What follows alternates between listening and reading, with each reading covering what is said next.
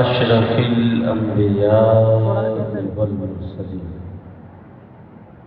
وعلى آله وأصحابه وأزواجه وأهل بيته أجمعين.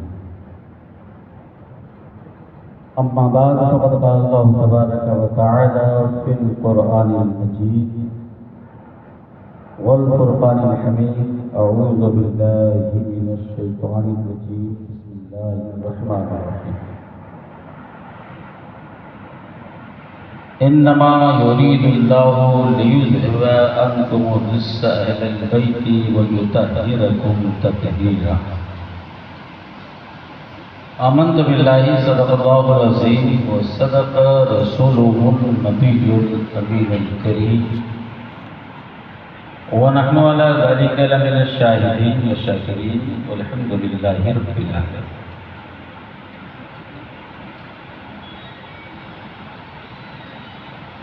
وقت واقعی اب 12 بجنے جا رہا ہے، لیکن الحمدللہ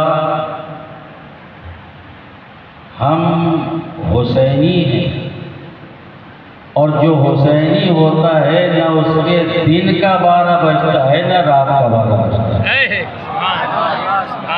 اور یاد کرو پیارے، جس حسین جس شہدائے کرب و بلا کی یاد میں یہاں جمع ہوئے،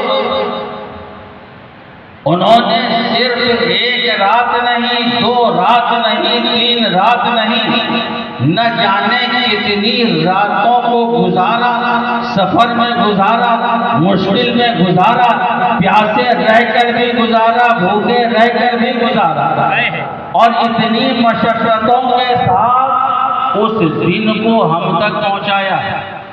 وہ دین جو ہم تک پہنچا ہے، یقیناً یہ صدقہ ہے آل حسین کا، یہ صدقہ ہے امام حسین کا. تبھی تو علامہ اشتیاق عالم ضیاء شہبازی فرماتے ہیں، اگر کوئی تم سے پوچھے دین کس کو کہتے ہیں، اسلام کس کو کہتے ہیں، تو یہ مت کہو نماز پڑھنے کا نام دین ہے، روزہ رکھنے کا نام دین ہے، حج کرنے کا نام دین ہے، زکوٰۃ دینے کا نام دین ہے، تلاوت کرنے کا نام دین ہے. ارے ایک لفظ کہو دین کیا ہے. اگر کوئی پوچھے دین کیا ہے، اگر کوئی پوچھے صاف کہہ دیجئے امام حسین. امام حسین دین کا نام ہے. جہاں امام حسین ہے وہاں دین، اور جہاں امام حسین نہیں وہ لا دین ہے. وہ کون ہے؟ لا دین ہے. تو آج اللہ کا کرم ہے کہ ہم خانقاہ حسینی بیٹھ گئے. الحمدللہ جن سادات کرام کا دامن ملا ہے ان کا سلسلہ نسب بھی حسینی. اس لیے میں نے کہا خانقاہ حسینی میں بیٹھ کر آل حسین کی موجودگی میں ذکر حسین ہو رہا ہے، تو یقیناً ہم یہاں بھی سرخرو ہوں گے، وہاں بھی سرخرو. اتنی اچھی اچھی منقبتیں پڑھی جا رہی تھی، میں تو سوچ رہا تھا اب کچھ بولنے کی ضرورت نہیں ہے، اور میری تقریر تو ہوتی ہی رہتی ہے، یہ تقریر ہوتی ہی رہتی ہے، لیکن کچھ تقریروں کو مستند بنانا ہوتا ہے، کچھ تقریروں کو سند یافتہ کرنا ہوتا ہے. اور سند یافتہ جو تقریر ہوتی ہے، جب ذکر حسین کی بات ہو آل حسین کی موجودگی میں، تو ذکر حسین آل حسین کی موجودگی میں ہو کر آل حسین سے سند پا جاتا ہے. ارے ہم تو یہ کہہ دیں گے فاروق اعظم اشرفی کا جملہ قبول ہو کہ نہ ہو، ان حضوروں کی حاضری تو قبول ہے، ان پیاروں کا چہرہ تو قبول ہے. ہمیں قبول نہ کر ان کے صدقے میں ہمارے گناہوں کو دور کر دے، خطاؤں کو دور کر دے. اور یہ تو وہ ہے. یہ آل رسول کون ہیں؟ سنو رسول کی زبان میں. آل رسول کون ہیں؟ رسول کی زبان میں سنو. پیارے آقا صلی اللہ علیہ وسلم ارشاد فرماتے ہیں: النجوم امان لأہل السماء، النجوم امان لأہل السماء. ستارے آسمان والوں کے لیے امان ہے. کیا ہیں؟ ستارے آسمان والوں کے لیے امان ہے. وَأَهْلُ بَيْتِي أَمَانَةٌ أَمَانٌ لِأَهْلِ الْأَرْضِ، اور میرے اہل بیت زمین والوں کے لیے امان. تو اگر زمین میں رہنا چاہتے ہو، امان کے ساتھ رہنا چاہتے ہو، چین کے ساتھ رہنا چاہتے ہو، سکون کے ساتھ رہنا چاہتے ہو، وقار کے ساتھ رہنا چاہتے ہو، اور فاروق اعظم اشرفی پڑھ کر کہتا ہے اگر ایمان کے ساتھ رہنا چاہتے ہو تو دامن اہل بیت بھی تمہارے ہاتھ میں رہے اور دامن قرآن بھی تمہارے ہاتھ میں رہے. دامن اہل بیت بھی ہاتھ میں رہے اور دامن قرآن بھی ہاتھ میں رہے، کیونکہ یہی وہ چیزیں ہیں ان دونوں سے جس کا رابطہ رہے گا وہی کامیاب ہے، وہی کامران ہے. اور نہیں تو عالم رہے رہا کرے، مفتی رہے رہا کرے، مفکر رہے رہا کرے، مدثر رہے رہا کرے.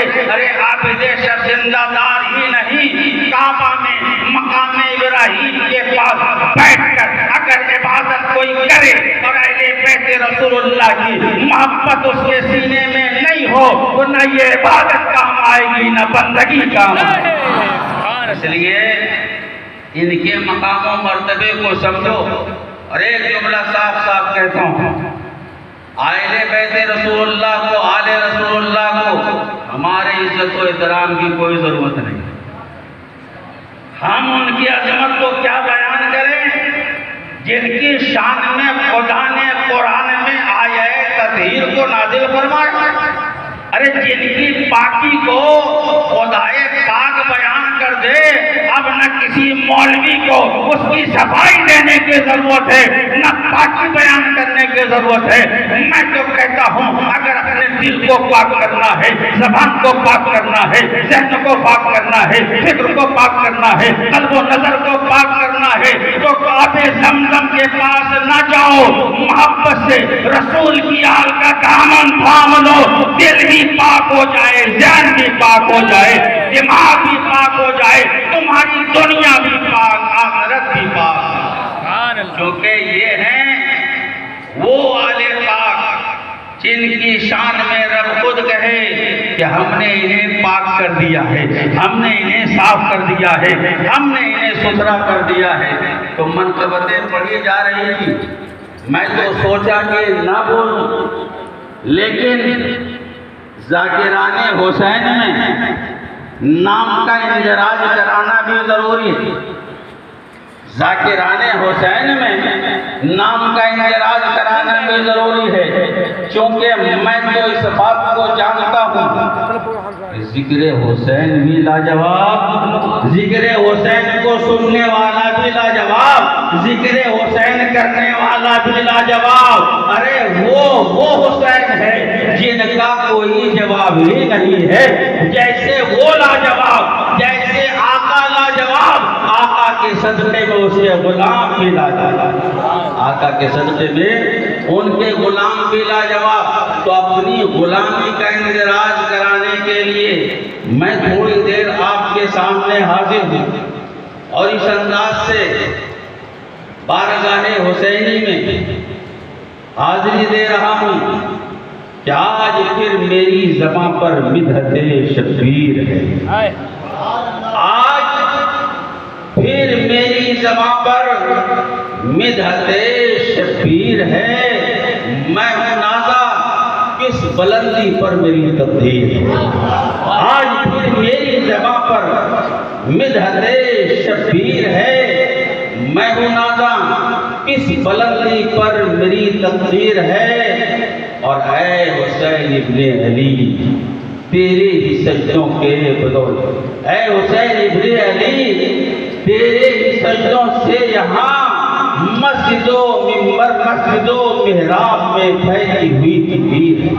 اے حسین ابن علی تیرے ہی سجدوں سے یہاں مسجد و محراب میں پھیلی ہوئی تنویر ہے. یہ میری پوری منقبت ہے اور عجب حال یہ حضرت کہ مجھے خود یاد نہیں رہتی، اسی لیے ابھی ادھر پتہ نہیں کون سا لفظ تھا، بہرحال باہر میں آ گیا، لیکن مکہ مجھے یاد ہے کہ صاحب خستہ بنا ہے تو بھی مکہ ہے حسین، صاحب خستہ بنا ہے تو بھی مکہ ہے حسین، صحبت حضرت ضیاء کی تجھ میں یہ تاثیر ہے، صاحب خستہ بنا ہے تو بھی مکہ ہے حسین، صحبت حضرت ضیاء کی تجھ میں یہ تاثیر ہے۔ ارے ہاں ہاں پیارے، وہ تو ایسے عظیم تھے کہ ان کی صحبت میں جو گیا کچھ نہ کچھ پاتا چلا گیا۔ میں تو کہتا ہوں ذرہ گیا آفتاب بن گیا، قطرہ گیا دریا بن گیا۔ ارے جسے کچھ نہ آتا تھا یہاں آ کے بہت کچھ اسے آ گیا، اب وہ ایسا اسے آ گیا کہ آیا ہی نہیں، کوئی لینا چاہے تو اسے دینے کی صلاحیت بھی اس کے اندر۔ یقیناً اہل بیت رسول اللہ کی جتنی تعریف کی جائے وہ کم ہے، تو یہ ان کی تعریف و توصیف اس لیے ہے تاکہ ہم اپنی عاقبت کو سنواریں، ہم اپنی عاقبت کو سدھاریں، ہم اپنے آپ کو ستھرا کرنے کے لیے، ہم اپنے آپ کو پاکیزہ بنانے کے لیے۔ واقعہ کربلا جو تاریخ کا ایک انوکھا نرالا اور ایسا واقعہ ہے کہ پوری دنیا کی تاریخ میں، اسلام کی تاریخ کی بات نہیں کر رہا ہوں، پوری دنیا کی تاریخ میں کربلا کے واقعے کی کوئی مثال نہیں۔ جیسا واقعہ کربلا میں ہوا، دنیا نے بڑی بڑی جنگیں دیکھی، پہلی جنگ عظیم، دوسری جنگ عظیم، اس سے پہلے کی جنگوں کو دیکھا۔ ارے میں تو کہتا ہوں جنگ بدر بھی ہوئی، جنگ خندق بھی، جنگ احد بھی، جنگ صفین بھی، ساری جنگیں ہوئی، لیکن جو بات میدان کربلا میں، جنگ کربلا میں ہے وہ جنگ بدر میں بھی نہیں، جنگ احد میں نہیں۔ آپ حیرت زدہ ہوں گے کہ شاید فاروق صاحب جوش میں کچھ کہہ دے رہے، الحمدللہ ہم اس دربار سے منسلک ہیں کہ جوش میں بھی ہوش نہیں کھوتے، ان کے کرم سے بے ہوش میں رہ کے بھی ہوش والی بات کرتے ہیں، بے ہوش میں رہنے کے باوجود بھی ہوش والی بات کرتے ہیں۔ پھر سے سنیے، میں نے کہا کہ جنگ بدر میں بھی وہ بات نہیں تھی جو جنگ کربلا میں تھی، اگرچہ جنگ بدر کی کمانڈنگ میرے آقا، آپ کے آقا، ساری کائنات کے داتا محمد الرسول اللہ کر رہے تھے، لیکن دوسری طرف جو تھا وہ ابو جہل تھا، ابو لہب تھا، عتبہ تھا، شیبہ تھا، ولید ابن مغیرہ تھا، کفار تھے۔ اور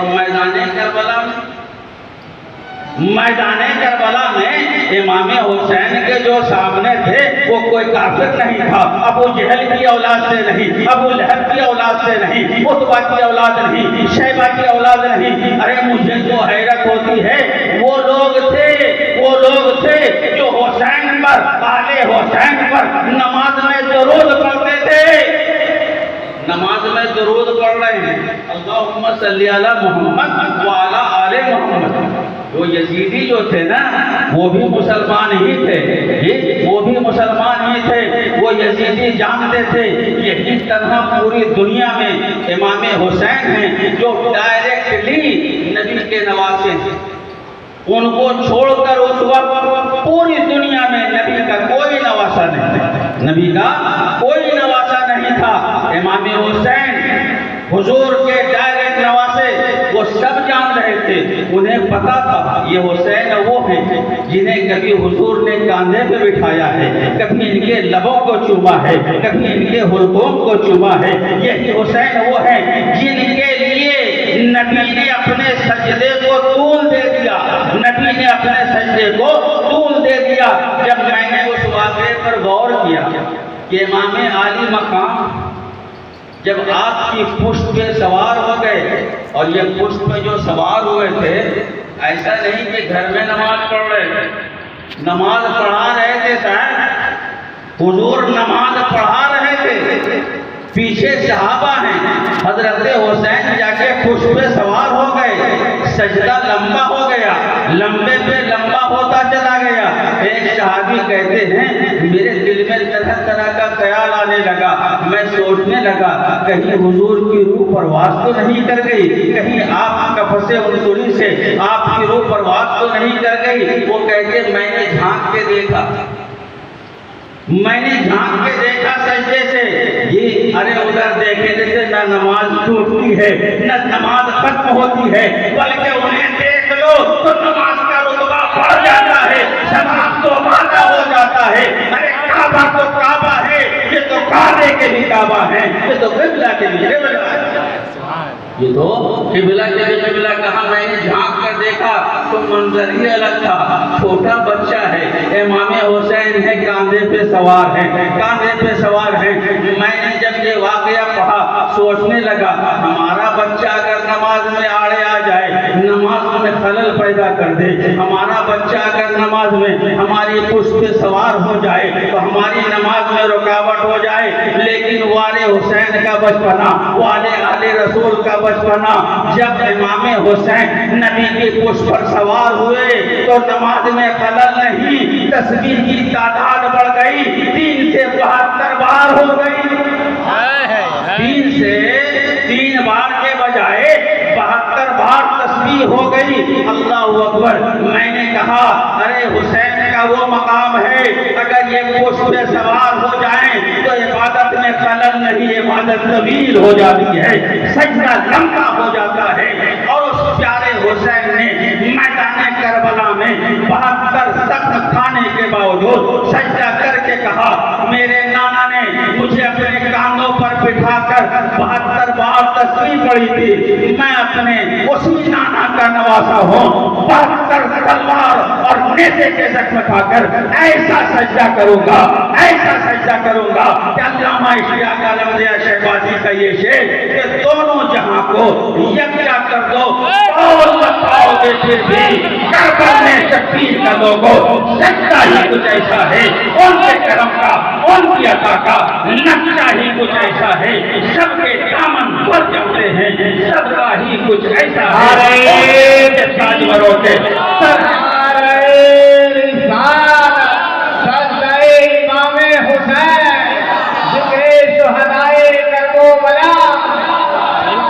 میرے نبی کے گھر والوں کا رتبہ ہی کچھ ایسا ہے، میرے نبی کے گھر والوں کا اس شہید کا کیا کہنا، جس کی شہادت پوری دنیا میں مثال۔ تو میں نے کہا کہ واقعہ کربلا میں سامنے والا کلمہ پڑھنے والا تھا، سامنے والا نماز پڑھنے والا تھا، سامنے والا جن سے لڑ رہا تھا ان پر درود پڑھنے والا تھا، پھر آخر یہ سب کیوں ہوا؟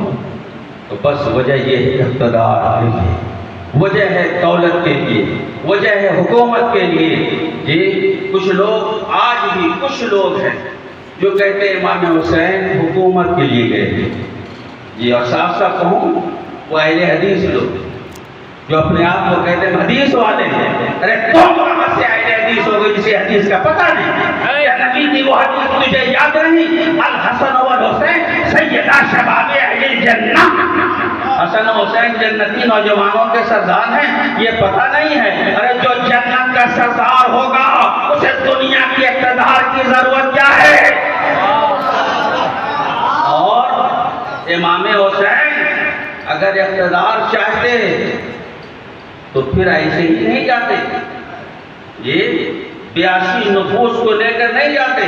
حقیقت میں امام حسین بتانا چاہتے تھے کہ باطل باطل ہوا کرتا ہے، حق حق ہوا کرتا ہے، اور حق کے لیے اگر جان بھی دینی پڑے تو جان دے دو، اولاد دینی پڑے اولاد دے دو، وطن کیا مکہ مدینہ جیسا وطن قربان کرنا پڑے تو اسے بھی قربان کرو۔ مکہ چھوڑنا کتنا مشکل ہوتا ہے، حاجیوں سے پوچھو، مدینہ چھوڑنا کتنا دشوار ہوا کرتا ہے، کسی زائر مدینہ سے پوچھو، جب وہ مدینے سے آتا ہے تو اس کی کیا کیفیت ہوتی ہے۔ سوچو وہ حسین جس کا بچپنا مدینے میں گزرا، جن کا عنفوان شباب مدینہ میں گزرا، جس کی زندگی کی ایک ایک ساتھ مدینے میں گزری، انہیں جب مدینہ چھوڑ کر جانا پڑا ہوگا تو کیا کیفیت ہوگی۔ لیکن آپ نے سب کچھ برداشت کیا، سب کچھ برداشت کیا، اس لیے تاکہ یزید کی یزیدیت کو جی اجاگر کیا جائے، لوگوں کو بتا دیا جائے یزید ناحق ہے، یزید خلافت کا حقدار نہیں ہے، یزید لعنتی ہے، یزید فاسق ہے، یزید فاجر ہے۔ اس کے بارے میں کلیئر لکھا علماء نے، انہو کان یشرب الکمر، انہو کان یشرب الخمر ویسکر، وہ شرابیں پیا کرتا تھا اور مدہوش ہو جایا کرتا تھا۔ جو شراب پینے والا ہو وہ کیسے خلیفہ بن سکتا ہے؟ لیکن آج بھی کچھ لوگ کہتے ہیں کہ دو شہزادوں کی جنگ ہے، دو شہزادوں کی جنگ ہے، نادان جی یقیناً باپ بڑا معظم ہوتا ہے، مکرم ہوتا ہے، لیکن اگر اس کا بیٹا کفر کر لے تو اسے کافر نہیں کہا جائے گا، اسے بھی ایمان والا کہا جائے گا، بڑے باپ کا بیٹا نہیں۔ پیارے سچ ہے کہ یزید حضرت امیر معاویہ کا بیٹا، اور حضرت امیر معاویہ کو ہم برا نہیں کہہ سکتے کیونکہ وہ نبی کے صحابی ہیں، اور حضور نے فرمایا لا تسبوا اصحابی، میرے صحابی کو گالی نہ دو، میرے صحابی کسی صحابی کو برا بھلا نہ کہو، بلکہ فرمایا اصحابی کالنجوم فبأیہم اقتدیتم اہتدیتم، میرے تمام صحابہ ستاروں کی طرح ہیں، تو تم جن کی بھی پیروی کر لو گے راہ پا جاؤ گے۔ تو صحابی کو تو برا بھلا ہم نہیں کہہ سکتے، یہ ایمان کا تقاضا ہے، لیکن جو برا ہوگا کہا جائے گا، ہم کہیں تو کیا، ارے بڑے بڑوں نے یزید کو لعنتی کہا ہے، اور ہمارے لیے اتنا کافی ہے کہ جو جنتی نوجوانوں کے سردار جو نواسۂ رسول ان کی آل کو، اور وہ بھی اس حال میں شہید کیا، کیا کیا کیفیت کی آپ نے اشعار میں سماعت فرمایا پیارے، ارے ایسا تو کوئی ظالم بھی نہیں کرتا، جابر بھی نہیں کرتا۔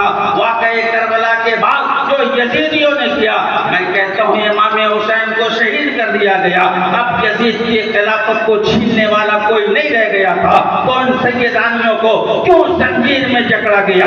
اب دیکھ بیمار کو کیوں زنجیر پہنائی گئی؟ کیوں انہیں قیدی بنا کر گھمایا گیا؟ کیا انہیں یہ پتا نہیں تھا یہ آل رسول ہیں، یہ رسول کی اولاد ہے، یہ محمد الرسول اللہ کے نواسے ہیں؟ کیا وہ نہیں جانتے تھے؟ جانتے تھے، یہ سب جان کر انہوں نے کیا، آل رسول اللہ کی بے عزتی کی۔ لیکن یاد رکھو آج کوئی اپنے بیٹے کا نام یزید نہیں رکھتا، اور حسین کو دوست، ارے غلام حسین ہزاروں کی تعداد، اور ہم کیا، آپ کیا، خلیفہ ثانی حضرت عمر بن خطاب، حضرت علامہ اشتیاق احمد شہبازی کا وہ مشہور زمانہ شعر اللہ اللہ یہ مقام حسین خود لکھائیں عمر غلام حسین۔ حضرت عمر لکھوا رہے ہیں کن سے کہ جاؤ بیٹے حسین سے لکھوا لو کہ تمہارا باپ میرے نانا کا غلام ہے۔ جب امام حسین نے لکھ دیا تو حضرت عمر نے کیا کہا؟ بیٹے سند مل گئی، کیا مل گئی؟ سند مل گئی، کہ جسے آل محمد کی غلامی کی سند مل جائے سمجھ جاؤ اسے جنت کا پروانہ مل جائے، اسے کوثر کا جام مل جائے۔ یقیناً اس ذات گرامی اور اس خاندان والا شان کی شان میں عظمت میں جتنا بولے ہم کم ہے۔